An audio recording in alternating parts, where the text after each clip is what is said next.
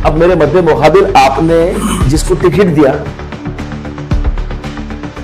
बड़े अफसोस के साथ कहना पड़ता साहब कि वो कभी कोई आंदोलन में नहीं रहे। बड़े अफसोस के साथ कहना पड़ता है कि वो कभी बैरून रियासतों में नहीं आए। बड़े अफसोस के साथ कहना पड़ता है कि कभी कोई धरना आंदोलन उनके ऊपर कोई केस देना। बड़े अफसोस के साथ कहना पड़ता है कि मजलिस के तंजीमी ढांचे को मजबूत करने के अंदर उनका कोई भी रोल नहीं। बताओ फिर आपके मेरिट का पैमाना क्या है? सिर्फ और सिर्फ आप जो तो अकेले तानाशाह की तरह आप काम कर रहे हैं, किसी का सुनने को तैयार। देखिए, मैंने मेरी जिंदगी में इतना घमंड, माफ करना, और इतना तकब्बुर मैंने कभी किसी शख्सियत में नहीं देखा जो इनका चलक के उभर के इस कारपोरेशन के इलेक्शन में आया। इतना तकब्बुर किस बात का भाई? और ऐसे ऐसे उम्मीदवारों को उतार दिया जिनका मजलिस से कभी कोई लेना देना भी नहीं था। और मजलिस के अंदर जो ताकत और पावरफुल जो 25 कारपोरेटर चुन के दिए थे, आपने तमाम तजुर्बेकार कारपोरेटर को घर को बिठा दिया।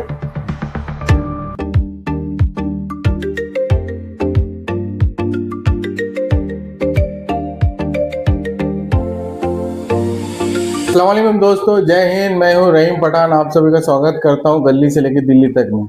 जिस तरह से हमने आरिफ हुसैनी जी का 2 दिन पहले इंटरव्यू डाला था, उसके अंदर उन्होंने बहुत बताया था कि जिस तरह से एमआईएम है या फिर जो उनके पार्टी वाले लोग हैं, उनके लिए बहुत अच्छी बातें बताई थी, पॉजिटिव बातें बताई थी। हमने पैराशूट का भी खास करके जिक्र किया था कि किस तरह से पैराशूट जो है उतर रहा है और लोग आ रहे हैं।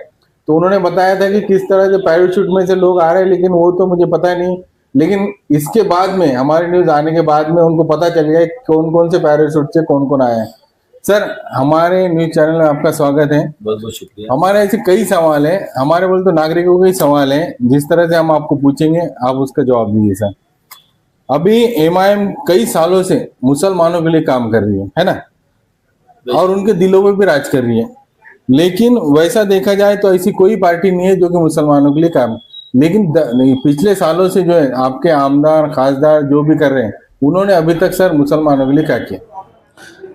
आमदार और खासदार ने, देखिए, मजलिस इत्तेहादुल मुस्लिमीन के जो हमारे रुकन पार्लियामेंट मुंतखब हुए थे, तो उनकी वजह से आज जो 4 लाख लोगों ने हमको वोट चुन के दिया था, उसके एवज में जालना रोड के ऊपर एक 200 बेड का हॉस्पिटल बन रहा है।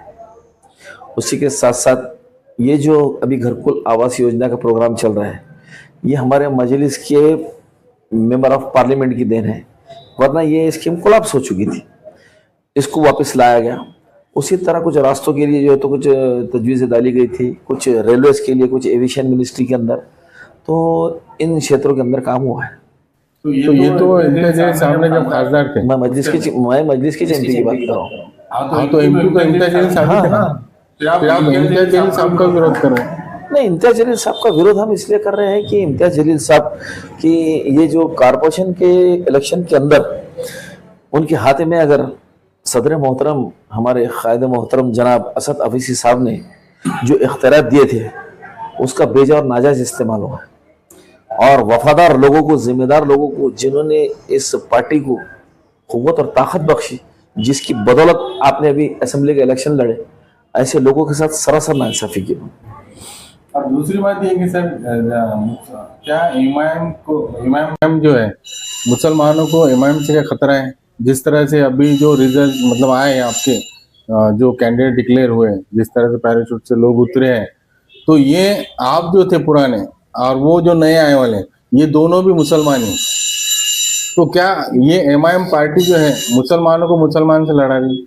नहीं, देखिए, ये तो हो रहा है कुछ वार्डों के अंदर, लेकिन हमारी नाराजगी तो यही है कि जहां हमको जो प्रभाग हम जीत सकते थे, वहां आपने तकरीबन कमजोर उम्मीदवार उतार दिए। जो कमजोर उम्मीदवार उतार दिए, तमाम के तमाम ना तजुर्बेकार। सबसे पहले वो अपने वार्ड से, सिंगल वार्ड से चुन के नहीं आ सकते थे, प्रभाग में कूदे मारने लगा दिया आपने। और इस तरीके से जो नतीजे जाएंगे, तो मेरे को नहीं लगता कि उतने बेहतर नतीजे जाएंगे जितनी हम तवक्को कर रहे थे। क्यों? तो उम्मीदवारों को जो सिलेक्शन हुआ है, ये टोटल, मैं बोल रहा हूँ, कमजोर उम्मीदवार, जिनके अंदर सियासी सूझबूझ। तो इसका मतलब ये है कि आप जिस तरह से बता रहे हैं, तो क्या एमआईएम को और आपके इधर के जो लीडर हैं इम्तियाज जलील साहब को क्या राजनीति नहीं जम रही? नहीं, देखिए, पता नहीं वो उनके नजरिया क्या था, उनका तज्जिया क्या था और वो कौन सा पैमाना था जो उन्होंने उम्मीदवारों का सिलेक्शन किए और ऐसे ऐसे उम्मीदवारों को उतार दिया जिनका मजलिस से कभी कोई लेना देना भी नहीं था। और मजलिस के अंदर जो ताकत और पावरफुल जो 25 कारपोरेटर चुन के दिए थे, आपने तमाम तजुर्बेकार कारपोरेटर को घर को बिठा दिया और तमाम नए लोगों को अगर बता रहे कि बहुत रसाकशी थी और बहुत यूं थी और बहुत त्यों थी, सब बकवास बातें। तमाम के तमाम उम्मीदवार इन्होंने जो कमजोर उतार दिए मैदान।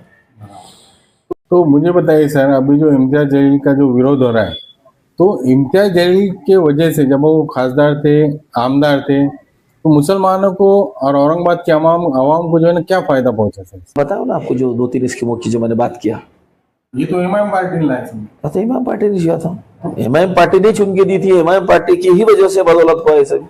तो दो इम्तियाज जलील साहब की वजह से और क्या क्या काम हुए सर? अभी ये इन्होंने खासदार की भी लड़े, चुन के आए, आमदार की भी लड़े, चुन के आए। उसके ये जो 2-3 चीज आपने बताए, बस इतना ही करेगा उन्होंने? देखने में तो इतनी चीजें जो हमको बता सकते हैं हम। आप आंदोलन कर रहे कुछ रिजर्वेशन के लिए, हम यहाँ से बम्बई तक गए, फिर हम यहाँ से एक बार और एक महाराज को गिरफ्तार करने के जो आज तक गिरफ्तार नहीं हुआ, ये काम किए हमने। एमआईएम ने नौजवानों को कितना रोजी के लिए जो तो रोजगार दिया? नहीं, एमआईएम पार्टी इसके लिए जद्दोजहद कर सकती थी, आवाज उठा सकती थी, और वो हमने आवाज उठाई कि तो हमारे इख्तियार में नहीं रोजगार देना। हम आंदोलन कर सकते हैं, आवाज उठा सकते हैं, हम जो है तो अब समझो आपके माध्यम से हो या टीवी डिबेट्स पे हो या हमारे जलसों में हो, तो हम तो वो बात को उठाएंगे। औरंगाबाद शहर में जो है तो एमआईएम दो गुटों में बढ़ गई, इसके ऊपर क्या करें? उसके जिम्मेदार सरासर जो है तो हमारे इम्तियाज जलील साहब है कि जब नासिर सिद्दीकी साहब ने 80,000 वोट लिए, 80,000 वोट लेने के बाद में आप उनको इतने प्रोसेस में कहीं भी नजदीक नहीं रखते, सिर्फ और सिर्फ आप जो तो अकेले तानाशाह की तरह आप काम कर रहे हैं, किसी का सुनने को तैयार। देखिए, मैंने मेरी जिंदगी में इतना घमंड, माफ करना, और इतना तकब्बुर मैंने कभी किसी शख्सियत में नहीं देखा जो इनका छलक के उभर के इस कारपोरेशन के इलेक्शन में आया। इतना तकब्बुर किस बात का भाई? तो आप चेंज क्यों नहीं कर देते फिर? आप पद लीजिए। हमारी तो हमारे कायदे मोहतरम से यही तो गुजारिश है कि हम आपके साथ में बिल्कुल जुड़ के रहना चाहते हैं। हम मस्जिद इत्तेहादुल मुस्लिमीन की हर कुर्बानी देने के लिए तैयार है, लेकिन हमारी डिमांड ये है कि इनको बदला जाए, इनको खतरे बदला जाए। इनको सुनिए ना, इनको जो है तो तंजीमी ढांचा चलाने का कोई एक्सपीरियंस नहीं। और जिस तरीके से महाराष्ट्र के अंदर आप देख रहे होंगे, बम्बई में क्या हुआ, कोल्हापुर में क्या हुआ, जहां जहां भी आप जा रहे हैं, सब तरफ एक ही शख्स की शख्सियत के बारे में क्यों सब लोग नाराज हो रहे हैं? इसका साफ मतलब है कि ये सियासी निजाम, ये तंजीमी ढांचा आपसे समझ ले रहा है। तो उसके अंदर मोइन साहब भी हैं, वो भी बहुत पुराने हैं, उसके अंदर आप लोग हैं। देखिए, आप भी तो बात कैसी है, काबिल लोग और भी मिल जाएंगे। हमारा बोलना यह है कि जिसको वाकई में तंजीमी ढांचे में काम करने का तरीका तजुर्बा है, और जो वाकई में तमाम, देखो अध्यक्ष सदर जो होता है, कैसी पर्सनल कैसी शख्सियत होना चाहिए। लोगों ने चाहना, लोगों की उमंग है ना आपसे मिलने की, लोगों की चाह रहना, तड़प रहना आपसे मिलने की, और वो इनकी सरी और खाकसरी सदर के। लेकिन अभी तो जब शक्ति प्रदर्शन हुआ तो बहुत सारी भीड़ थी, बहुत सारे चाहत दिखे वहां पर वीडियो के अंदर। देखिए, सब शक्ति प्रदर्शन जो है ना, ये मेरी शख्सियत का है ना, उनकी शख्सियत का है। ये जमात की दीवानगी है, ये असद अवैसी साहब की दीवानगी है। मैं अगर ये समझ रहा हूँ कि मेरे लिए, और अगर वो समझ रहे हो उनके लिए, तो मैं वही तो कह रहा हूँ कि सोच से बाहर निकलना पड़ेगा, इस सोच से बाहर निकलना पड़ेगा, हकीकत का सामना करो। अच्छा, मुझे एक बात बताइए सर कि जिस तरह से उनके समय में, उनके टाइम में औरंगाबाद का नाम चेंज हुआ, औरंगाबाद का नाम चेंज होके आवाम को, जो औरंगाबाद को जो है ना, लोगों को, मुसलमानों को छत्रपति संभाजी नगर दे दिया गया, ये बात सही है? नहीं, देखिए, इसमें तो कोई शक नहीं कि तारीख जब भी दोहराई जाएंगी, तो जिस वक्त नाम का जो है तो तब्दीली किया गया, तो उस वक्त तो ये बात बराबर है कि जब इस शहर का आमदार कौन था, इस शहर का खासदार कौन था, रुकन असेंबली कौन था, रुकन पार्लियामेंट कौन था, ना आप इससे इनकार कर सकते, ना मैं इनकार कर सकता, ना तारीख इनकार कर सकती। मार्केट में या आवाम में ये बातचीत चल रही है सर कि मेरिट के आधार पे ये जो टिकट दिए गए अभी उम्मीदवारों को, तो ये कहाँ तक सही मानते आप? देखिए साहब, मेरिट के मायने समझते हैं क्या? आप अगर मेरिट के बुनियाद के ऊपर अगर आप उम्मीदवारों का तयन कर रहे हैं और उम्मीदवारों का इंतखाब कर रहे हैं, किस चीज को देखा जाएगा? एजुकेशन को देखा जाएगा, तजुर्बे को देखा जाएगा, और तंजीमी ढांचे के लिए किसको मजबूत करने के लिए किसने क्या किया ये देखा जाएगा। अब मैं इनफरादी तौर पर मेरी बात कर रहा हूँ। मैं 11 साल से मुसलसल मजलिस इत्तेहादुल मुस्लिमीन का सिपाही जिम्मेदारी से काम कर रहा हूँ। मैं आपको कह रहा हूँ कि मैं दीगर रियासतों में जाके मजलिस को मजबूत करने का काम अपने जाती सरफे से किया हूँ, जिसमें बिहार है, जिसमें बंगाल है, जिसमें मध्य प्रदेश है, जिसमें दिल्ली है, जिसमें तेलंगाना है। नंबर एक बात।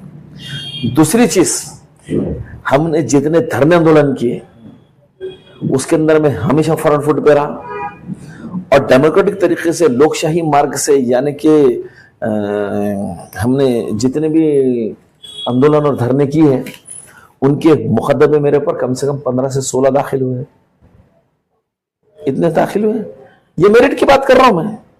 अब उसके बाद तंजीमी ढांचे को मजबूत करने के लिए जो जो जतन और जो जो उपाय होते हैं मैंने हमेशा उसको कोशिश की है कि उसको मजबूती पेश करता हूं, और कभी भी मैंने जाती तौर पर ओहदे की कोई चाह या ओहदे की कोई तलब नहीं की।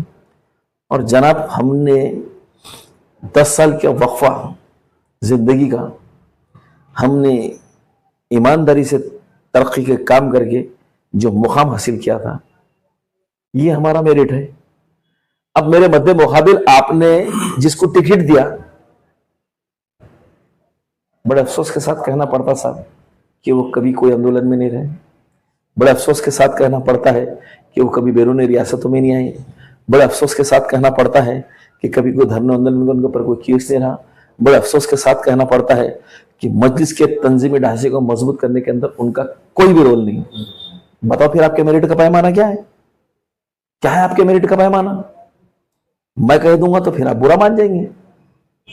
सरासर ये बात रही है कि आपने चापलूसों के नरगे में फंस के,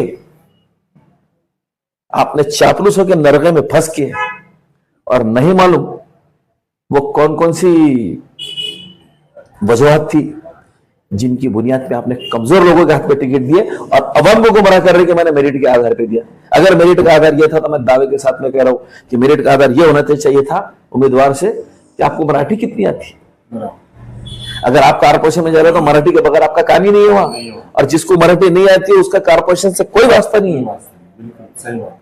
मराठी आना जरूरी है। अगर आपका वास्ता अगर पड़ेगा तो सबसे पहले आपका एप्लीकेशन मराठी में जाएगा, आपका एजेंडा मराठी में जाएगा, जनरल बॉडी मीटिंग की पूरी प्रोसीडिंग मराठी के अंदर है, आपके पूरे मिनट्स मराठी के अंदर रहेंगे, आपके पूरे यानी कि आपका अर्थ संकल्प जो बजट है वो पूरा मराठी में है, आपके जितने भी कार्य जितने भी आपके वर्कआउट रहेंगे सब मराठी में है, आपके जितने एस्टिमेट बनेंगे सब मराठी में।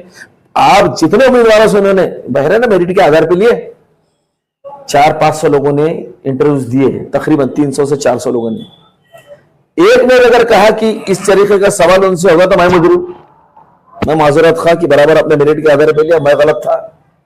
और अगर ये चीजें बुनियादी बातें अगर आपने नहीं पूछी फिर क्या कर रहे थे आप? बेवकूफ बना रहे थे लोगों को, झूठ बोल रहे आप कि मैंने मेरिट के आधार पर लिया। अगर मेरिट के आधार पर तुमने लिए तो मेरे टिकट का कटने का सवाल ही पैदा नहीं होता। आपको एक खौफ खाया जा रहा है कि आरिफ हुसैनी अगर चुन के आजाद क्यों, तो मालूम है 50,000 का जो है तो प्रभाव हो चुका है। और अल्लाह के फजलो करम से हमने काम करके लोगों के दिलों में वो जगह बनाई, मजलिस ने वो कुव्वत और ताकत हमको दी कि हम गुमनाम नहीं है। और आपको ये पूरा यकीन था कि अगर आप टिकट दे तो आरिफ हुसैनी 50,000 के प्रभाग से चुन के आ जाएगा, तो कल का ये आमदार का दावेदार ना बन जाए, इस खौफ के मारे आपने मेरे साथ नाइंसाफी की। यह है हकीकत जो आपको बता रहा हूं। लेकिन अभी शहर में जो है ना, देखा जा रहा है कि 2 गुट बन गए इमाम। एक तो इम्तियाज जलील और आपका, और एक नासिर सिद्दीकी साहब के जो गुट बन गए। बताता हूँ, प्रभाग नंबर 6 के अंदर इन्होंने जो टिकट दिए, सलीम सहारा साहब को टिकट दिए, इनका वार्ड से कोई ताल्लुक ही नहीं है इधर। उनका 90% वार्ड नेहरू नगर में कट के चला गया, हो गया। उसके बाद में उन्होंने दूसरा टिकट दिए है वसीम अहमद साहब को, जिनका तंजीमी ढांचे से उनको 1 पैसे का एक्सपीरियंस नहीं है। ओबीसी जिम्मे में आपने उनको टिकट दे दिए। उसी के साथ साथ उन्होंने बाबा बिल्डर, अब बाबा बिल्डर इनके साथ के करीबी दोस्त, इनके हम नेवाला हम प्याला, इनके हर चीज के अंदर शामिल पेश, उन करोड़पति साहब को आपने टिकट दे दी। हमारा हक मार के आप ये करोड़पतियों को, ये कमजोर लोगों को टिकट दे रहे जिनका माशरे में सियासी और सामाजिक काम करने का कोई तजुर्बा नहीं है। मैं जिम्मेदारी के साथ कह रहा हूं। सलीम सहारा की बीवी को टिकट दिया गया, मेरी बहन है वो छोटी, उसी के साथ साथ में जो टिकट दिया गया है वसीम साहब का कोई तजुर्बा नहीं कारपोरेशन में काम करने का, खुले तौर पे मैं आपको कह रहा हूं। और उसी तरह बाबा बिल्डर मेरी खानादार खातून बहन है, उनकी बहू जो उनकी जो भाभी खड़ी है, वो बेचारे को क्या कारपोरेशन की मालूमात है बताइए मेरे। सिर्फ ये आपके नजदीक के है, ये आपके क्लोज है, अब नहीं मालूम आपके और इनकी क्या क्या कुर्बत है।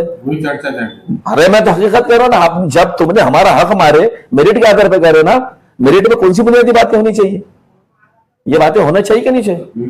मैं आपको कह रहा हूं आज खुले तौर पे मेरिट के आधार पे सबसे पहला सवाल ये होना चाहिए कि कारपोरेशन का ये साल का बजट कितना है। एक उम्मीदवार से पूछे आपने, उनको खुद नहीं मालूम होगा, मैं बता रहा हूं 1000 करोड़ रुपए के ऊपर का बजट है। पानी की योजना के लिए कारपोरेशन कितनी मखरूज है, आपने सवाल पूछे क्या? आपको खुद नहीं मालूम, मैं आपको बता रहा हूं 700 से 800 करोड़ रुपए कारपोरेशन ने उधार लिए। कारपोरेशन के कर्मचारियों को तनख्वाह कहां से आती, कारपोरेशन डेवलपमेंट के काम कहां से? अरे मेरिट पे तो सवाल ये होने चाहिए ना।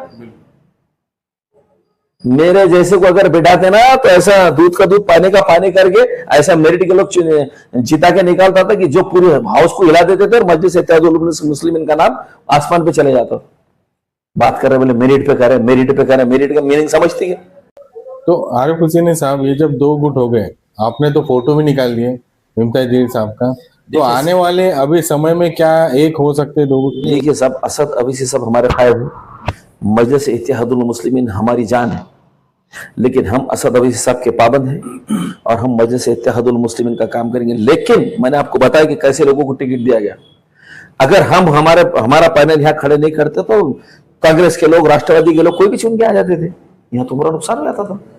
मैंने यहाँ पर पैनल डाला हूं और इंशाल्लाह हम जो चुन के आएंगे और इंशाल्लाह जीत के आ रहा है पैनल, हम ये तोहफा लेकर असद अवी साहब की झोली में डालने वाले। तो असद अवी साहब तो फिर पूरा इम्तियाज जलील साहब की तरफ ही है, उनका कुछ बयान अभी तक आया नहीं है। मेरे सदर के खिलाफ कुछ भी नहीं बोल सकता, उनकी बात के आगे मैं कुछ नहीं बोल सकता। सदर मोहतरम बोलेंगे एक पैर पे खड़ा हो जाओ तो मैं एक पैर पे खड़ा हो जाऊंगा, लेकिन अगर इनके हाथ में जो इख्तियार थे तो ये सवाल तो खड़े रहेंगे कि तुमने नाइंसाफी क्यों की और क्यों झूठ बोल रहे आप कि मैंने मेरिट के आधार पर चुना। तो मेरिट का क्राइटेरिया मैंने आपको बता दिया। मेरी आपसे अदबन गुजारिश है कि जितने लोगों ने इनके पास इंटरव्यूज दिए, जो बातें मैंने बताई उसमें से एक सवाल भी पूछेगा पूछ लो, और अगर किसी ने हाँ बोला मैं माफी मांगने के लिए तैयार। नहीं, वैसे तो किसने पूछा नहीं है सवाल, बिल्कुल सही बात है। क्या पूछ रहे थे? लेकिन अगर असदुद्दीन साहब ने बोले कि भाई इम्तियाज जलील साथ में चलो, फिर क्या करेंगे? हमारी डिमांड ये है कि सबसे पहले उनको सदारत से हटाइए। उन्होंने पूरे महाराष्ट्र के अंदर तंजीमी ढांचे को कमजोर कर दिया, उनसे तंजीम नहीं संभल रही। मैं आपको बता रहा हूँ असेंबली का इलेक्शन जब से वो लॉस में आए हैं, वो बस हर किसी के ऊपर शक करके दुश्मनी कर रहे हैं। कारपोरेटर ने मेरे को, अरे हमने इतनी वफादारी से कहा, आज जो हमारा दिल जल रहा है, हमने कभी जिंदगी में नहीं सोचे थे कि हम इम्तियाज जलील साहब के खिलाफ बात करेंगे, लेकिन आज जो हमारा दिल जल रहा, आपने हमारा टिकट काटने के बावजूद हमने सारी चीजें जब्त कर ली थी, सब्र कर लिए थे। 2 दिन के बाद जब उनसे जवाब तलब किया कि सब कम से कम कुछ कारपोरेटर को तो आपने टिकट देना था, आप दिलाजारी वाला जवाब देते कि सबके सब गद्दार है, इन्होंने मेरे को धोखे दे के मेरे को हराया। क्या करना है हमने, बताओ फिर आपको। यानी कि ईमानदारी वफादारी से पूरा काम करने के बाद अगर आप हमारे ऊपर झूठा इल्जाम लगा रहे, बताइए ना कौन सी चीज में ये इलेक्शन से पहले, टिकट डिक्लेयर होने से पहले तक ऐसी हमने कौन सी हरकत करी जो आपकी शख्सियत को थोड़ी सी भी तकलीफ पहुंचा दे, आपके किरदार पे थोड़ी सी तकलीफ पहुंचा दे, या आपकी सदर पे थोड़ी सी तकलीफ पहुंचा दे? आपको पहले ही बता दिया कि पैराशूट से कुछ लोग उतरने वाले हैं, आपने उसको। मैं कह रहा हूं पैराशूट से जो उतरे तो सरासर गलत। अरे हमारे पास में आप जो पैराशूट से लोगों को दिया 8 से 10 लोगों को, अब वो लोगों की ना पार्टी को जरूरत है ना उनके पास में कोई सियासी तजुर्बा है, और बिल्कुल हमारा बोलने की पता ही नहीं, हमको अभी तक उसका जवाब ही नहीं मिल सकता कि इनको क्यों टिकट। आखिरी सवाल, अभी ये पैनल में जिस तरह समझो जो भी पैराशूट से उम्मीदवार उतरे, क्या ये जीत के आएंगे, क्या होने वाला है? देखिए मैं कह चुका हूं कि वो कमजोर है, और जीत के आने के बाद में जो पैराशूट से आया हुआ है वो उड़न तश्तरी की तरह उड़ जाने वाले, अगर गलती से आते भी है तो वो मजलिस को ना ताकत देने वाले हैं ना मजलिस के साथ रहने वाले। मैं भी थोड़ा बहुत तजुर्बा रखता सियासत, हमारी भी नजर है जी, अब किस किस के बोलने के ऊपर, किस किस के कहने के ऊपर। अब हम अगर अरे फिर अपन हम वोट ले रहे अपनों के और हम फरमान मान रहे हैं गैरों के, दिल आजारी अपनों की कर रहे हैं, गैरों की प्रस्तिश कर रहे हैं। बिल्कुल गलत बात है, सारी बातें गलत है। सर आपको कैसा लगता है कि 2015 में जब इलेक्शन हुए थे औरंगाबाद था, आज संभाजीनगर, ये एमआईएम की देन है? नहीं, एमआईएम की देन नहीं। देखो एक चीज तो हो सकती है कि देखो सच्चाई को मानने में कोई इनकार नहीं है कि 2014 के अंदर जब पार्लियामेंट का इलेक्शन हुआ तो पार्लियामेंट के इलेक्शन के अंदर दलित समाज का मजलिस के ऊपर बहुत बड़ा एहसान है कि ईमानदारी से उन्होंने हमारे ऊपर एक सियासी एहसान किया है, सियासी उपकार किया है कि हमको मेंबर ऑफ पार्लियामेंट उन्होंने 40 साल के बाद जिताने में मदद की। लेकिन जब दो ताकतें एक होकर जब हम मुंतखब हो गए तो फिरका परस्त ज़हनी तासुब रखने वालों को लिए तो अचंभे की बात थी, ये सरप्राइज था कि ये क्या हो गया। इस बॉक्स के अंदर उन्होंने ये संभाजीनगर और औरंगाबाद का शोशा उठाया और उसकी सियासत के भेद हमारा शहर चल गया। इस चीज को मानने में क्या इनकार है? बिल्कुल इस चीज में कोई बुराई नहीं मानने में।